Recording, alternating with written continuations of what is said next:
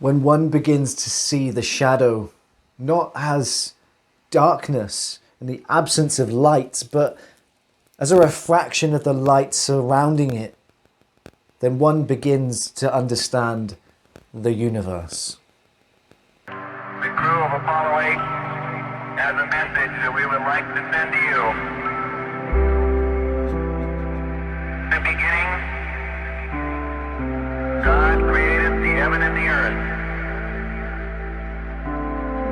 And the earth was without form and void, and darkness was upon the face of the deep.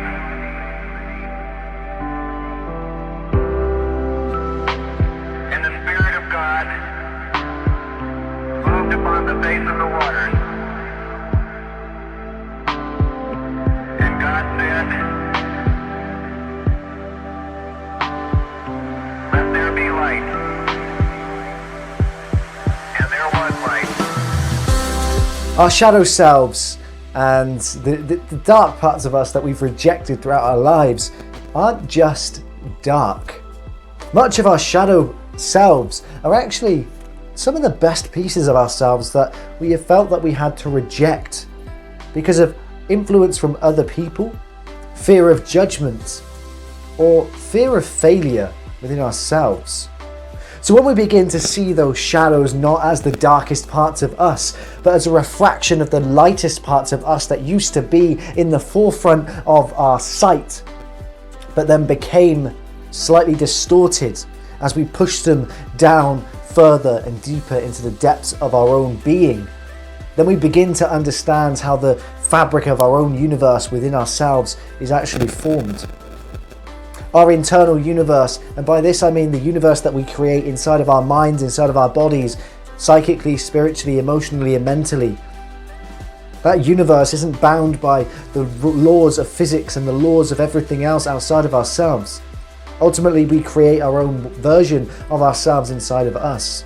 And you can choose to see your shadows as the deepest, darkest parts of yourself, or you can choose to see your shadows as the lightest and probably the most profound pieces of who you are, who you used to be, who you were, and who you could be again. Then you begin to see the universe in a much more positive and profound way. It's so important as we move through adulthood to begin to heal the shadow. Begin the process of the deep and often very difficult healing process that many of us spend most of our lives avoiding. When we talk about our shadow selves, we often feel negative, we feel dark, we feel low, we feel that our shadow should be avoided at all costs. And many things in life are a distraction. TV, movies,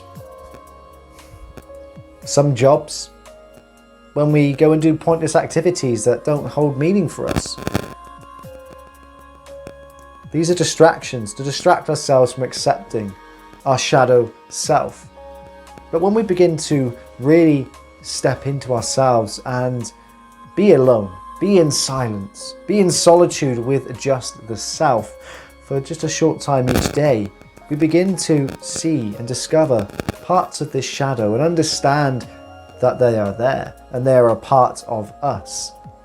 The next stage after realization is simply acceptance. To realize that you have a shadow and to realize that it is a part of you is one thing, but to accept your shadow for all that it is, unconditionally and with love, is the next most difficult stage. Once you accept it, however, you can then begin the digging process, the mining process, the chiseling and the sculpting of your shadow into light.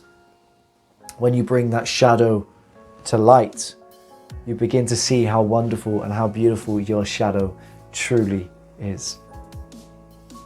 So if you have deep, dark parts of your shadow that you haven't yet healed right now, my question to you is, what are you really avoiding? There are some parts of you that are so deep inside of yourself right now that the world needs to hear, and you will feel so free when you finally release those shadow parts of yourself and expose them to the light. What are you avoiding? What are you distracting yourself from? What is the reason that you struggle to be in silence for more than 5 minutes? Or that you struggle to be alone for more than one day? What are you avoiding healing from? That may be holding you back from all the success that the world has to offer you. Realizing this is the moment that your life truly changes.